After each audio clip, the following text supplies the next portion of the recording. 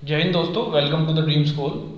आज का हमारा टॉपिक होगा प्रॉफिट एंड लॉस और ये होगा इसका 9th पार्ट। 8 पार्ट हम लोग डिस्कस कर चुके हैं एज यूजुअल, जैसे कि मैं हमेशा आपसे कहता ही हूँ कि यदि वो पार्ट नहीं देखे हैं तो देख लीजिए जा करके, आपको लिंक डिस्क्रिप्शन और आई बटन में मिल जाएगा। ठीक है, बल्कि मिलता रहेगा, मैं पिन करता ही रहूँगा वहाँ पे, देख लिया करना आप लोग। ठीक है, तो आज का सेशन हम स्टार्ट करेंगे एक नए क्वेश्चन के साथ में। तो here we have this question. Question number 1 होगा ये आज का, और हम लोग करते हैं इसका सॉल्यूशन। ठीक है, पढ़ लेते हैं क्वेश्चन को। ए अपने परिव्यय के 1/5 का लाभ कमाकर बी को एक वस्तु बेचता है। देखो वो क्या कह रहा है, 1/5 का लाभ कमाकर इसने क्या कहा कि यदि वस्तु 5 रुपए की है ना तो उसने बी को 6 की बेच दी, 1 रुपया कमा लिया ना ये वाला। ठीक है, आगे बढ़ते हैं। बी इसे 20% लाभ कमाकर सी को बेचता है। देखो आपको पता है कि 20% कितना होता है, आप बोल दोगे 1/5 होता है, यानी कि बी भी 5 रुपए की चीज 6 में बेचेगा। ठीक है, यदि सी को 600 रुपये, यदि सी इसे 600 रुपये में बेचता है और अपने परिव्यय का 1/6 का नुकसान उठाता है। देखो एक उसको ना नुकसान हो गया सी को कितने का नुकसान हो गया, 1/6 का, यानी सी ने 6 की वस्तु 5 की बेच दी।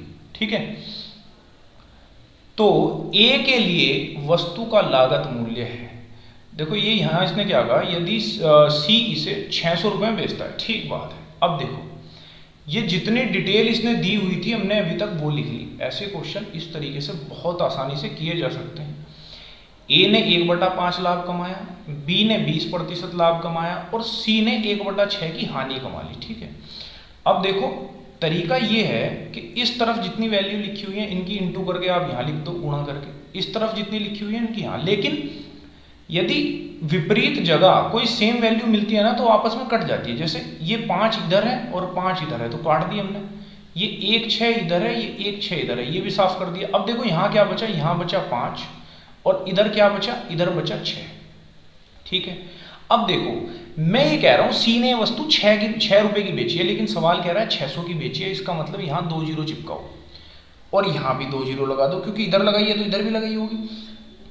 उसने कहा ए का लागत मूल्य कितना है, तो ये रहा जी ए का लागत मूल्य। सी का 600 है तो ए का कितना हो गया, 500, और दिस इज योर आंसर।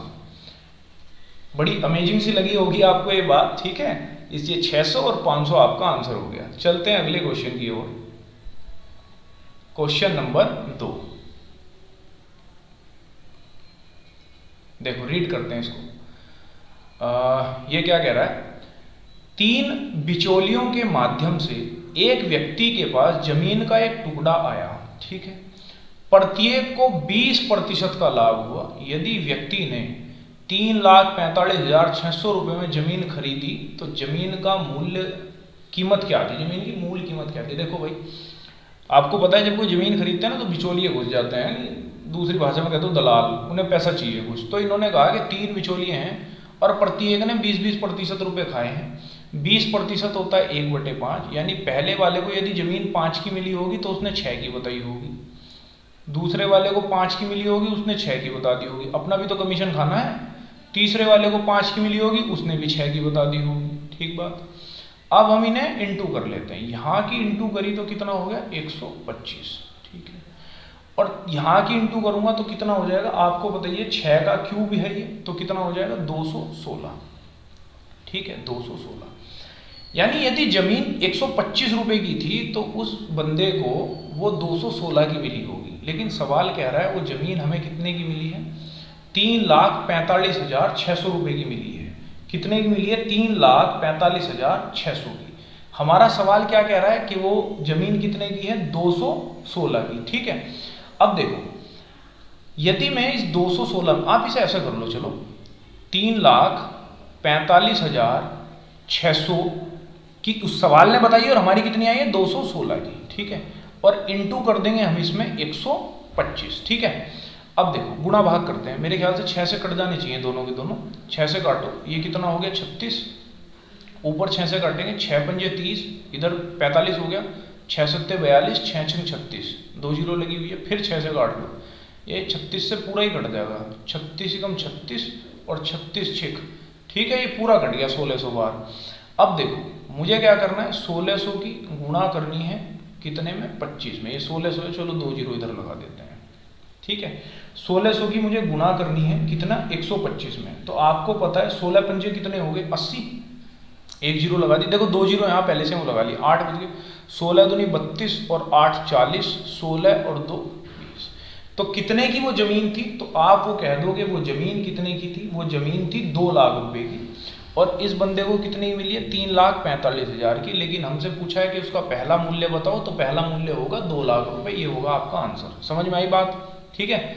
अब बढ़ते हैं अगले क्वेश्चन की ओर। ये रहा यहां पर हमारा क्वेश्चन नंबर 3। एक आदमी ने 2 बकरियों को 1,008 रुपए में खरीदा।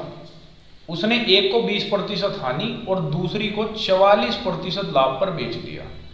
यदि प्रत्येक बकरी को समान मूल्य पर बेचा गया तो हानि पर बेची गई बकरी का क्रय मूल्य ज्ञात करो। देखो एक बात ध्यान से रखना, ऐसे क्वेश्चनों को ना बड़े आसानी से कर लेते हैं। उसका तरीका ये है, मान लो जो पहली बकरी है उसका क्रय मूल्य है A, ठीक है। पहली बकरी को हमने क्या करा, 20% हानि पर बेच दिया। 20% हानि पर बेचा, इसका मतलब क्रय मूल्य के 80% के बराबर बेच दिया होगा, ठीक है। और मान लो दूसरी बकरी का क्रय मूल्य कितना है B, ठीक। उसे हमने क्या करा, 44% के लाभ पर बेचा है। यानी कि इसको हमने कितने की, 144 की बेच दी होगी। 144%, 40% का लाभ है ना ये, तो 144%। और इसने कहा है कि दोनों का यदि प्रत्येक बकरी को समान मूल्य पर बेचा गया हो, यानी कि ये दोनों बात आपस में बराबर है, ठीक है। तो मैं गुणा भाग कर लेता हूँ। 0 से 0 काट दी, ठीक है।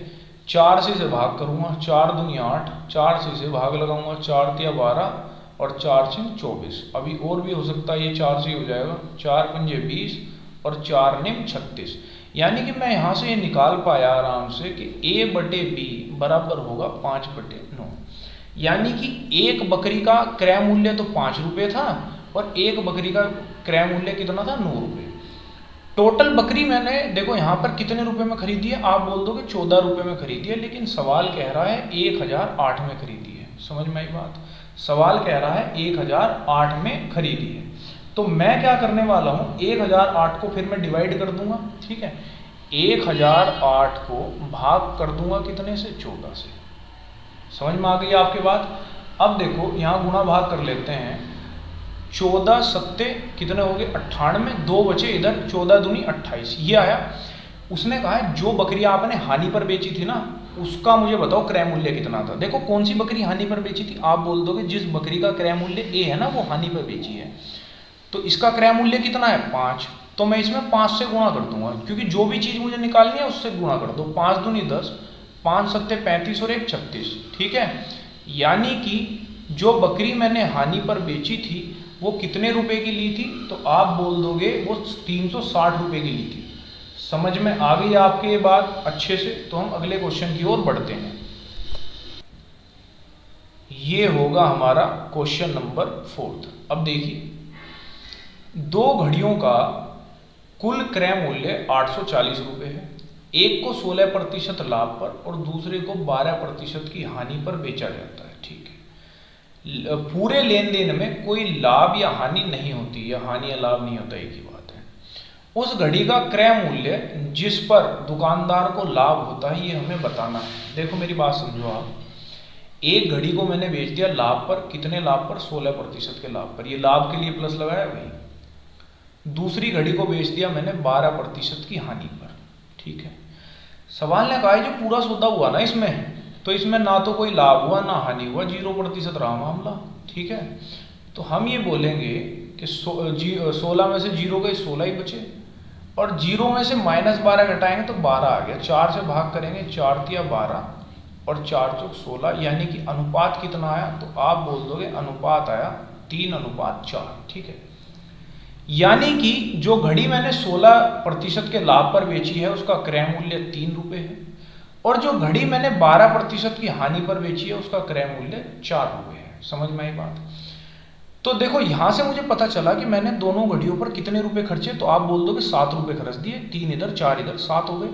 लेकिन सवाल कह रहा है आपने खर्चे 840, तो मैं ये कह दूंगा कि 840 रुपये हमारी 7 यूनिट के बराबर हो जाएंगे। वो पूछना चाह रहा है उस घड़ी का क्रय मूल्य जिस पर दुकानदार को लाभ हुआ है, तो लाभ तो इस पर हुआ है 16%, ठीक है। तो गुणा कितने से कर देनी है, 3 से कर देनी है, गुणा भाग कर लो। 7 एकम 7, 7 दूनी 14 और 12 तिया 36, यानी इस क्वेश्चन का आंसर भी आपका कितना होगा, तो 360 इस क्वेश्चन का आंसर होगा, जो कि बिल्कुल सही उत्तर है। समझ में आई आपके बात, ठीक है। अब हम बढ़ते हैं अगले क्वेश्चन की ओर, और ये होगा हमारा क्वेश्चन नंबर 5। पढ़ लेते हैं। ये क्या है, एक प्रेक्षित वस्तु, इसका मतलब क्या होता है भाई, अच्छा कंसाइनमेंट, ठीक है। जैसे कंसाइनमेंट जाते हैं ना, तो ये वही कंसाइनमेंट है। एक प्रेक्षित वस्तु को 2/3 हिस्सों में 5% के लाभ पर 2/3 हिस्से को, अच्छा 2/3 हिस्से को 5% के लाभ पर और शेष को 2% की हानि पर बेचा गया। यदि कुल लाभ 400 रुपये था तो माल का मूल्य था, अच्छा आप ध्यान दो थोड़ा सा, देखो जब इसने 2/3 कहा ना, बस यहीं से क्वेश्चन सोल्व हो गया। 2/3 मैं यहीं से समझ गया कि पूरा जो कंसाइनमेंट है ना वो 3 है, यानी कि कुल वस्तु जो है वो 3 है। आप ऐसे मान लो कि कुल वस्तु जो है वो कितनी है, वो 3 है। उसने कहा 2/3 पर 5% का लाभ हुआ, इसका मतलब शुरू वाली जो 2 है ना उन पर 5% का लाभ हो रहा है। ये लाभ के लिए प्लस का डिनोशन कर रहा हूँ मैं, लाभ के लिए प्लस का डिनोशन, शुरू वाली वस्तुओं पे 5% का लाभ। उसने कहा शेष पर 2% की हानि, यानी कि इस पर हो गई होगी 2% की हानि, ये हमने लिख दिया। आप ये देखो कुल लाभ और हानि कितनी हुई है, ये देखो आपने कहा 5 और 5 10, 10 में से 8 गए, तो आप बता दोगे कुल 8% की लाभ हुआ है। लेकिन सवाल कह रहा है कि 400 रुपये का लाभ हुआ है। हम क्या करेंगे कि 400/8 और गुणा कर देंगे हम 100 से, ठीक है। 400/8 और गुणा कर देंगे हम 100 से, ठीक है। अब देखो क्योंकि उसने पूरे कंसाइनमेंट का वो पूछा था ना, तो गुणा भाग कर लेते हैं। यहां देखो ये कितना हो गया, 8 पंजे 40, ठीक है, 8 पंजे 40, और ये कितना आ गया, तो आप बोल दोगे 5000 आ गया। ये एक वस्तु का है, उसने पूछा है माल का मूल्य था, ये एक वस्तु का आया 5000, तो आप बोल दोगे 3 का हम लोग निकाल लेंगे, तो 3 की गुणा कर देंगे, कितना हो गया 15000, और 15000 आपका आंसर है। कहीं ऑप्शन में है नहीं क्या, ये रहा ऑप्शन नंबर ए, 15000 आपका हुआ आंसर। देखो उसने कहा था, मैंने यहाँ से निकाला कि कुल मुझे 8% का लाभ हुआ है, वो कह रहा है 400 का हुआ है। 400 का 8%, 100 निकाल लिया 5000, एक वस्तु पे 5000, तो 3 पे कितना 15000, 15000 इज योर आंसर। समझ आ गई बात। अब देखते हैं अगला, ये तो सॉल्यूशन है आपका कल का, ठीक है। तो ये होगा आपका लास्ट डे सॉल्यूशन।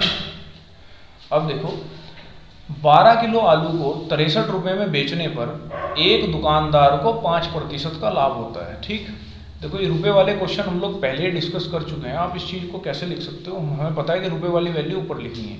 63 रुपये में 12 किलो बेचे और उस पर उसको लाभ हुआ 5% का, 5% का लाभ हुआ, यानी कि 105 हो गया, ठीक बात। आगे पढ़ लेते हैं। उसी आलू के 50 किलो को 247.5 रुपये में बेचने पर उसे कितना लाभ या हानि होगी। देखो उसने क्या कहा इस बार कि हमें बेचने हैं 247.5 में, ठीक है। कितने बेचने हैं, तो उसने कहा 50 किलो बेचने हैं, और लाभ या हानि बतानी है, तो यहाँ n लिख दो। समझ में आ गई बात। अब देखो ये पॉइंट हटाया तो 0 लग गई, 500 हो गया ना नीचे, ठीक। गुणा भाग कर लेते हैं, ऊपर ही काट लेते हैं पहले। ये कितना हो गया नीचे 100, 5 से जो भाग कर रहा हूँ तो मैं 5 चौक 20, 4 इधर चले गए, 5 निम 45, 2 चले गए, 5 पंजे 25, ठीक है। ये इतना हमने कर दिया। अब आगे देखते हैं इसमें हम क्या कर सकते हैं। 5 से एक बारी और कर लें क्या, चलो एक बारी और कर लो, तो ये 20 हो गया, ठीक है। 5 निम 45, ठीक, और 5 निम 45, ठीक है, 9 हो गया। अब देखो ये 9 से ये भी हो जाएगा, 9 से भाग कर लेते हैं, ये 11 और 9 सत्ते 63, ठीक है। ये 7 से ये कट जाएगा, 7 एकम 7 और 7 पंजे 35, ठीक है। 5 तिया 15 और 5 चौक 20। अब लिख लेते हैं भाई क्या क्या बच गया। देखो इधर ऊपर कुछ नहीं है, नीचे कितना है 12 तिया 36। मैं यहाँ लिख रहा हूँ 1/36 बराबर इधर ऊपर कितना बचा, आप बोल दोगे 11 बटे में कितना है 4 गुणा n, इससे इसे काटूंगा तो 9, n बराबर कितना हो जाएगा 99, n कितना आया 99। अब आप मुझे ये बताओ ये 100 से ज्यादा है या कम है, आप बोलोगे 100 से तो कम है, इसका मतलब हानि होगी, प्रॉफिट वाला तो ऑप्शन आप काट ही दो, एक ही था कोई बात नहीं, हानि होगी तो ये प्रॉफिट और लॉस वाला भी काट दो। 100 से कितना कम है, आप बोलोगे 100 से ये है 1 कम, यानी कि 1% की हानि हुई है इस पूरे सौदे में हमें, and 1% is your right answer. ठीक है, कुछ नहीं किया हमने इस क्वेश्चन में, ऐसे क्वेश्चन मैंने आपको कराए हुए हैं। ठीक है, जो वैल्यू थी जितने रुपए थे वो ऊपर लिखे, आर्टिकल बेचे उसमें लाभ और हानि जितनी हुई, फिर जितने रुपए में जितनी बेच रहे हैं उसमें लाभ और हानि हमें निकालनी है। ठीक है, गुणा भाग है बस, और कुछ नहीं है। लास्ट ये होगा आपका प्रैक्टिस क्वेश्चन, ये होंगे आपके ऑप्शन। ठीक है, अच्छे से अटेम्प्ट करना, कमेंट बॉक्स में करना इसका आंसर। वीडियो पसंद आई हो तो इसे लाइक करो, शेयर करो and subscribe to the channel. This is the end of this video and thanks for watching.